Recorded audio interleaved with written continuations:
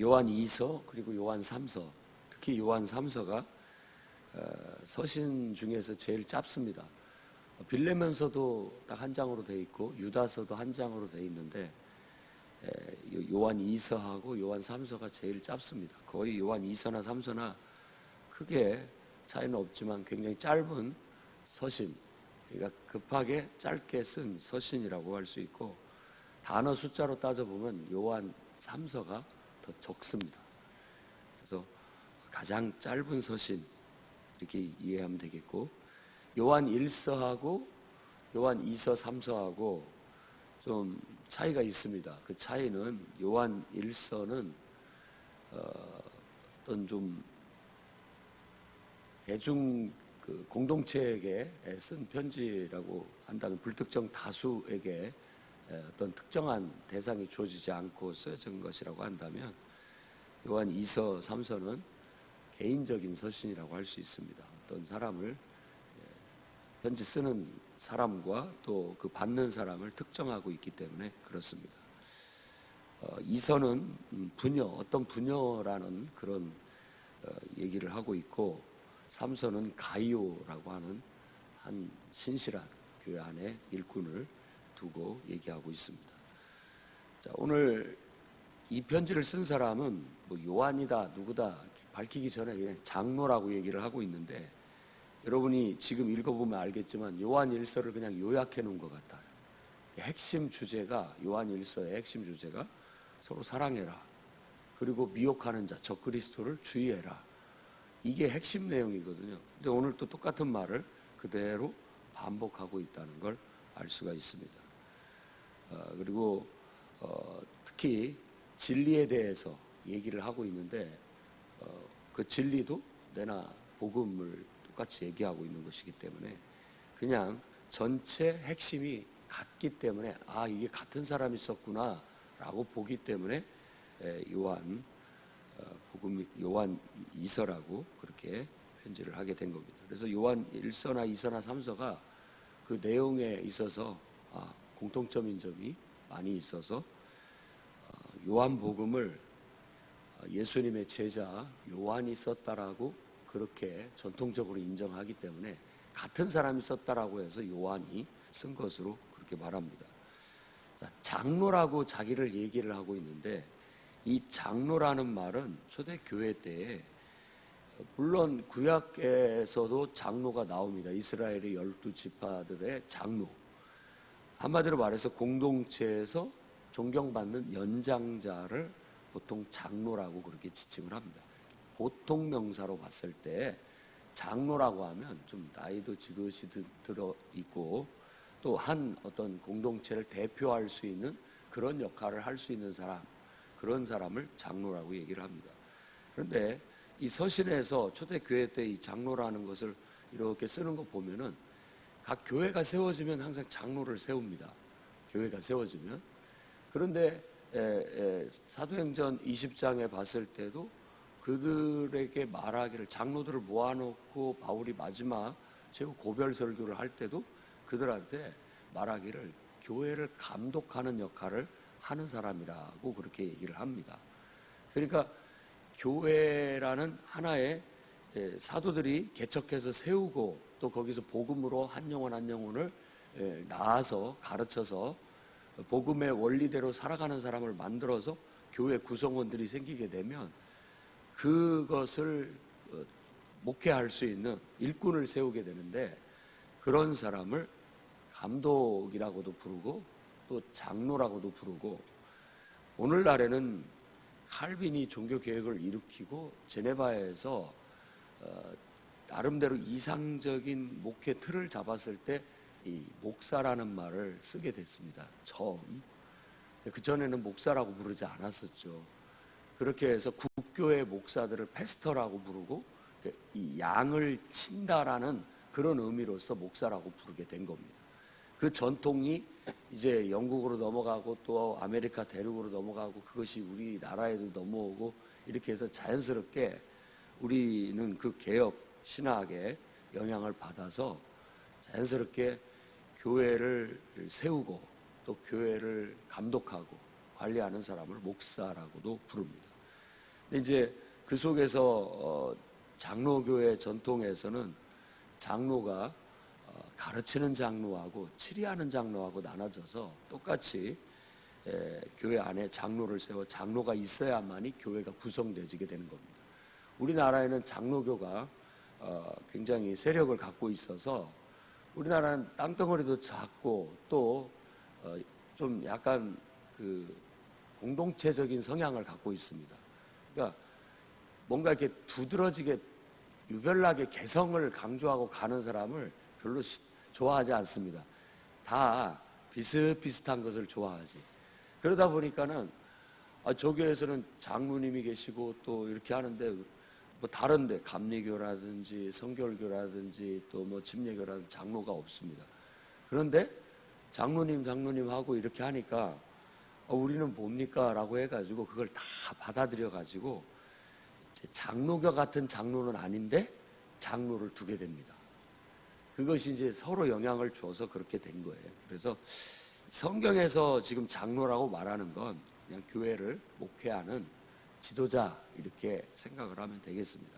그래서 바울도 자기를 장로요 감독이라고 생각을 하고 또 교사로서의 역할을 또 했다라고, 그래서 다양한 역할을 한 걸로 얘기를 하고 있고, 베드로도 같이 장로된 내가라고 그렇게 얘기함으로써 본인도 장로 중에 한 사람이라는 걸 말하고 있고, 오늘 요한도 똑같이 장로라고 얘기를 하는 게 바로 이제 요한계시록에도 나옵니다만은 에베소 교회를 중심으로 해서 밤모섬에 유배되었다가 풀려나서 에베소에서 중심으로 해서 그 터키 지역에, 그러니까 아시아 7교회뿐만 아니라 그 다양한 교회들을 관리 감독하며 그가 목회를 했다는 걸 알 수가 있습니다. 그래서 그냥 우리는 보통 장로하면 목회자 이렇게 이해를 하면 되겠습니다. 그 다음에 택하심을 받은 부녀와 그의 자녀들이라고 했는데, 표면적으로 보면 끝에 13절 말씀에도 택하심을 받은 네 자매, 네 자매라고 해서 4명이 아닙니다. 너의 자매들, 그러니까 같은 여자 형제들끼리를 자매라고 그렇게 얘기를 하잖아요. 여자 형제들 그리고 그 자녀들이 네게 무난한다라고 그렇게 말합니다. 그런데 이 부녀에게 5절 말씀에 보면 내가 이제 네게 구하노니 서로 사랑하자. 이는 세 계명을 네게 쓴 것 같이 아니요 처음부터 우리가 가진 것이다 라고 얘기합니다. 근데 어떤 개인적인 부녀한테, 그러니까 자매된 어떤 부녀한테 개인적인 편지를 써서 우리가 서로 사랑하자라는 건 좀 뉘앙스상 어색합니다. 개인적으로 썼다라고 보기가. 그래서 이 부녀라든지 그의 자녀들에게 편지를 쓴 걸로 얘기하고, 또 다른 택함을 받은 너의 자매들이, 자매의 자녀들이 되게 무난한다라고 하는 것을 앞뒤 문맥을 봤을 때 이것이 교회와 그 안에 성도들을 지칭하는 것이 아닐까라고 그렇게 보는 겁니다. 왜냐하면 교회를 여인으로 묘사를 하기 때문에. 왜 대놓고 이 요한이라는 사도가 교회를 하고 얘기를 못했느냐? 그 시대가 로마의 핍박 시대였기 때문에 말하지 못했다는 겁니다. 계시록이 쓰여진 것도 묵시적인 의미로서 쓰여진 것도 바로 대놓고 말할 수 없었기 때문에 그런 겁니다. 다니엘서여도 그 제국의 통치 속에서 대놓고 그 얘기를 할 수 없기 때문에 묵시적인, 암시적인 그런 것들을 통해서 말할 수밖에 없었기 때문에 묵시가 나오는 겁니다. 똑같이 지금 이 요한 2서가 쓰여질 때도 대놓고 교회를 지칭할 수 없고 어떤 지역을 지칭할 수 없고 어떤 특정한 교회를 말할 수 없는 상황이기 때문에 바로 부녀와 그의 자녀들이라고 말하고서 편지를 썼다라고 볼 수가 있다는 겁니다. 그래서 이것은 개인적인 누구한테 쓴 편지 형태를 띠고 있으나 바로 교회와 그 성도들을 향해서 편지 글을 쓰고 있다는 걸 알 수 있습니다. 그다음에 여기서 말하는 1절에 진리를 아는 모든 자, 진리라고 얘기하는 것은 우리가 요한 1서를 봐도 그렇고 요한 복음을 봐도 그렇고 요한 2서를 봐도 그렇고 이 진리는 바로 하나님께서 구원을 이루기 위해서 보내신 예수 그리스도를 말합니다. 진리라고도 말하고 복음이라고도 말하고 그냥 하나님의 말씀이라고도 말합니다. 그리고 요한이 특징적으로 쓰는 용어 중에 하나 그의 계명이라고도 얘기합니다. 계명. 그리고 이 계명이 곧 사랑이라는 걸, 하나님 사랑이라는 걸 알게 되는 겁니다. 그래서 예수 그리스도를 통해서 나타난 하나님의 사랑, 이게 복음이기도 하고 예수 그리스도를 통해서 이루신 하나님의 구원의 역사, 구원을 이루신 일, 이것을 진리라고도 하고 복음이라고도 하고 또 성경 전체를 다 요약해서 말하는 하나님 말씀, 우리에게 주신 이 시대에 주신 하나님 말씀이라고 얘기를 하는 겁니다. 그래서 우리가 복음을 전하자 하는 것은 바로 하나님께서 예수님을 통해서 나타내신 일, 그분의 사랑과 그분의 구원의 섭리, 어떻게 우리를 사랑을 우리에게 나타내셨고 어떻게 우리에게 구원을 이루시려고 그분이 일하셨는지를 말하는 것, 전해주는 것. 그래서 그 얘기를 듣고 사람들이 첫째로는 회개하게 하고 둘째로는 침례받게, 세례받게 하고 셋째로는 성령 충만함을 받게 해서 그 사람이 그리스도인으로서 거듭나게 하고 그리스도로서 그 복음의 원리 안에 살아가게 만드는 것이 우리의 사역입니다. 그래서 우리가 진리로 이 복음 안에서 거듭나서 형제 자매가 된 겁니다. 우리가 그분의 한 자녀들이 된 거예요. 그래서 우리도 한 교회가 되었고 그 속에 성도들이 되어서 함께 주님이 오실 때까지 주님의 몸으로서 주님이 하시고자 하시는 일을 이루는 몸으로서의 역할을 하고 있는 겁니다. 그걸 우리가 교회의 사명이라고 하고 그 사명을 오늘 또 우리가 열심히 감당해 나갈 수 있어야 되겠습니다. 그래서 이 목회자 장로인 요한은 4절에 너희 자녀들 중에 우리가 아버지께 받은 계명대로 진리를 행하는 자를 내가 보니 심히 기쁘다. 복음으로 거듭나서 복음 안에서 열심히 사명을 감당하며 사는 것을 보는 것보다 더 기쁜 것은 목회자에게 없습니다. 목회자가 가르쳐서 복음으로 한 영혼을 낳았어요. 그래서 예수님과 함께 죽고 예수님과 함께 다시 태어나서 한 영혼이 거듭나게 되었단 말이에요. 거듭나서 그 사람이 그리스도의 몸을 이루어 그 안에서 주님의 몸으로서의 역할, 사명을 열심히 감당하면서 그저 한눈 팔지 않고 뒤돌아보지 않고 걸려서 넘어지지 않고 변함없이 신실하게 건강하게 열심히 신앙생활을 하는 것이 가장 기쁜 일이고 또 축복된 일이라고 할 수 있겠습니다. 그래서 저도 여러분들이 진리 안에서 복음 안에서 각자가 맡은 사명 그저 뒤도 보지 말고 옆도 보지 말고 그저 주님만 바라보면서 서로 협력하여 아주 사명을 잘 감당해 나갈 수 있기를 바랍니다. 저도 뒤에서 여러분들을 위해서 기도하면서 함께 기뻐하고 그 일이 잘 이루어질 수 있도록 협조하도록 하겠습니다. 그 다음에 핵심 가르침인 서로 사랑하자. 이건 바로 복음이라는 것 자체가 하나님의 사랑을 우리에게 예수 안에서 베푸신 것을 깨닫고 그 사랑의 감명을 받아 나도 하나님 앞에 내 자신을 헌신하면서 사랑하는 겁니다. 사랑은 헌신으로 완성이 되는 거예요. 충성으로 완성이 되는 겁니다. 그것이 따라가지 않는다면 온전한 사랑이 아니고 믿음도 아닌 거죠.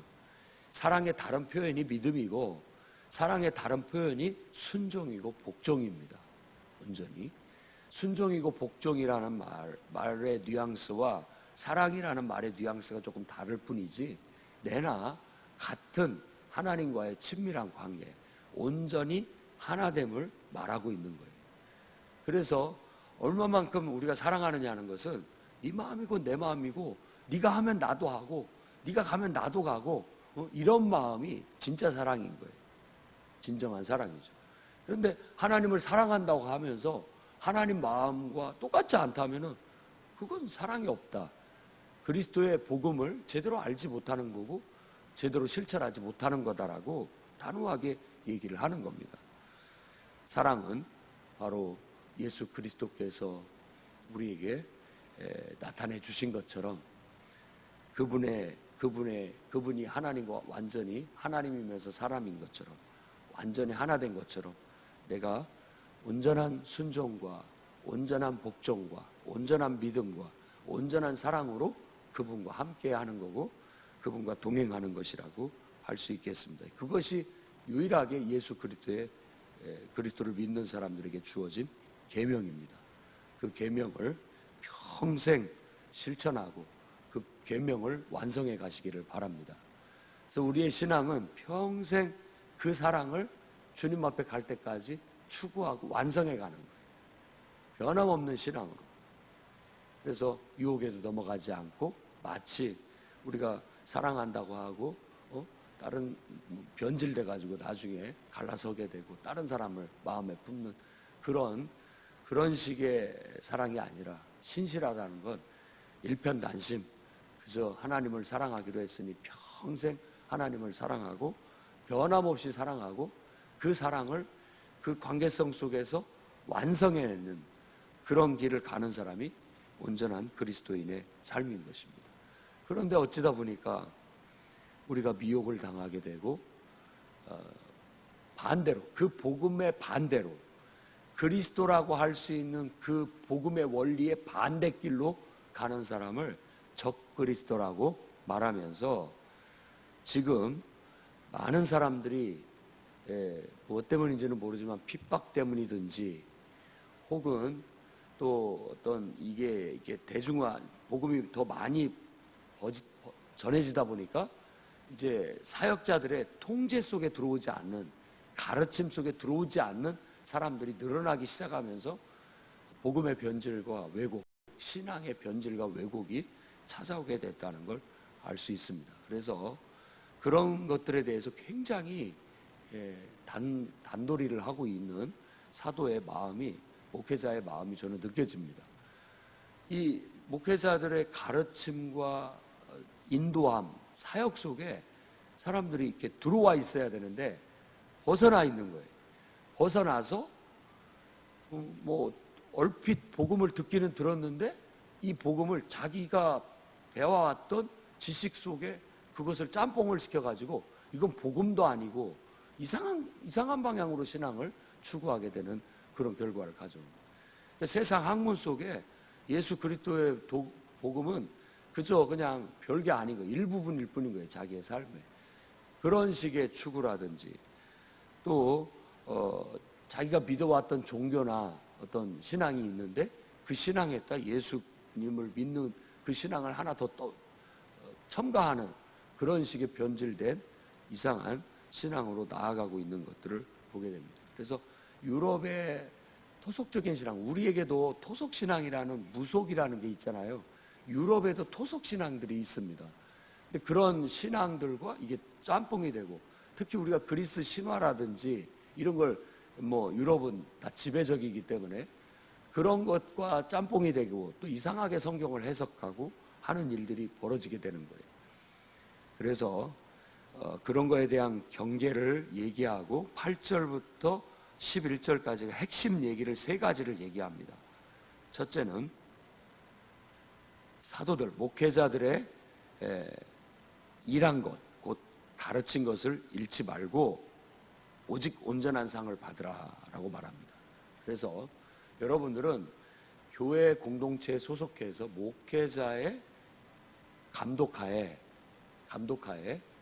그 속에서 여러분들이 가르침을 받고 지도를 받아서 건전하게 여러분들이 신앙생활을 함으로써 상을 받도록 달려가시기를 바랍니다.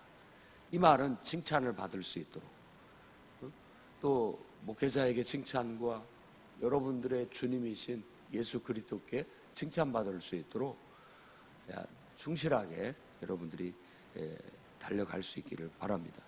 그 다음에 두 번째 가르침은 지내쳐 그리스도의 교훈 안에 거하라는 겁니다. 지나치게. 이게 지나친 것이 필요하다라고 얘기하는 거예요. 오히려 지나치지 않은 게 문제라는 겁니다. 그러니까 우리가 교회에 열심을 내고 또 목회자에게 더욱더 이렇게 순종하고 또 뭐 교회에 더 협력하고 이런 모습들이 필요한 거예요. 지나쳐 보일 정도로 그게 필요하다라고 요구하고 있어요. 악한 날일수록 더 집중해야 됩니다. 세상이 흉흉하고 유혹이 많을수록 더 집중하고 이단들이 기승을 부리면 부릴수록 우리는 건전한 사람들끼리 더 똘똘 뭉쳐야 되고 더 화합하고 협력해 갈 수 있도록 해야 됩니다. 원래부터 이제 이단에 빠진 것이 마치 우리 아이들이 가출한 거와 같은 거예요. 가출.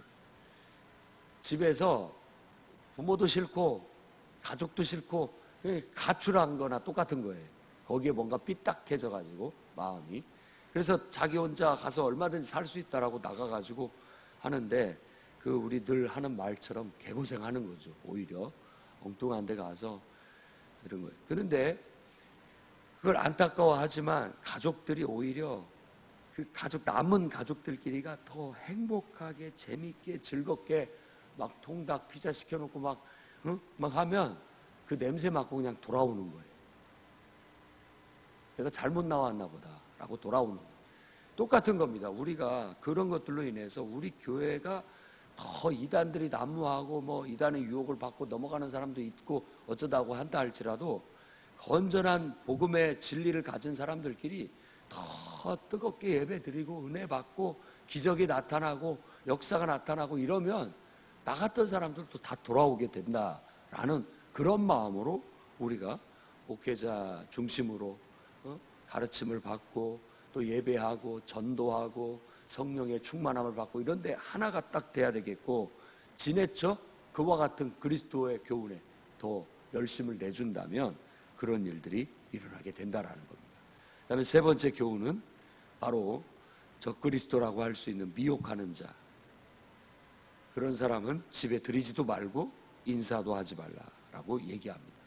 그러니까 그리스도인이 당연히 모든 세상 사람들에 대해서 원수까지도 사랑하듯 친절하게 대하고 호의적으로 대하는 게 우리의 윤리입니다. 그리스도인은 하나님을 사랑하듯 사람을 사랑합니다. 그래서 사람을 대하듯 하지 않고 누가 됐든지 간에 아주 흉악한 범죄자라 할지라도 또 내가 싫어하는 족속이라 할지라도 내가 그 사람을 사람으로 대하지 않고 그 안에 하나님이 계시다라고 믿고 하나님 대하듯이 하는 게 바로 그리스도인의 삶의 원리입니다. 그런데 그 속에 하나님을 정면으로 부정하고 정면으로 하나님의 진리의 말씀을 부정하는 사람이라면 그 사람 안에 하나님이 없다고 보는 겁니다. 그래서 이렇게 대하라고 하는 거예요. 무슨 말인지 알겠죠? 완전히 대놓고 세상에 하나님을 안 믿는 사람이라도 그 안에 하나님이 계십니다. 하나님의 은혜가 없이는 누구도 지금 존재할 수도 없고 살아갈 수도 없고 기뻐할 수도 없고 행복할 수도 없어요. 모든 사람들에게는 그들이 인정하지 않는다 할지라도 하나님이 은혜와 사랑을 베풀고 계시는 거예요. 그럼에도 불구하고 하나님께서 은혜와 사랑을 베풀었다라고 믿고 받아들였는데도 그런 사람이 결국은 대놓고 진리를 거스리고 예수 그리스도를 부정하고 대놓고 부정하고 사람들을 자기만 그러면 뭐 자기 문제일 뿐인데 자꾸만 더 미혹하고 유혹해서 이단으로 잘못된 사상으로 그 사람을 물들이려고 하고 끌어가려고 할 때는 그 사람에 대해서 단호하게 선을 그으라고 요한 사도가 우리에게 지적해주고 있는 겁니다. 그래서 불특정 다수 모든 사람에게는 우리는 하나님의 사랑을 실천하는 사람이지만 하나님을 대적하고 바로 성도들을 유혹해서 지옥으로 끌고 가려고 하는 사람이라고 한다면 우리는 그때는 거룩한 분노를 낼 수 있어야 되겠고 그런 사람들에 대해서 의도적으로 교훈적으로 대놓고 인사도 하지 말아야 된다라는 것이 성경의 가르침입니다. 왜냐하면 그를 호의적으로 대해주면 혹이라도 자기를 인정해 주는 것으로 생각을 하거나 오해를 할 수 있기 때문에 그렇습니다. 11절에 왜 그렇게 해야 되느냐? 그에게 인사하는 자가 그 악한 일에 참여하는 자이라라고 말합니다. 오히려 그런 일에 동조하는 것처럼 보여지기 때문에 그렇다는 거예요. 그래서 교육적으로라도 교훈적으로라도 단호하게 선을 긋고 저건 잘못됐다라는 걸 명료하게 해줘야만 아직 이것도 저것도 선인지 악인지도 분간하지 못하는 사람에게 교훈이 될 수가 있는 것입니다.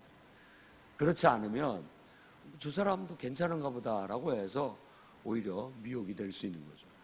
어린 신자들 앞에일수록 더 분명하게 이것을 선을 그어주고 교훈을 해줄 필요가 있습니다. 왜냐하면 미혹당하기 쉽기 때문에 그렇습니다.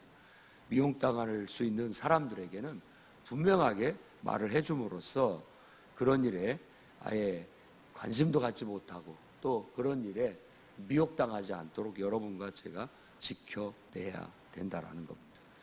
12절과 13절은 만나서 얘기하자라는 교훈.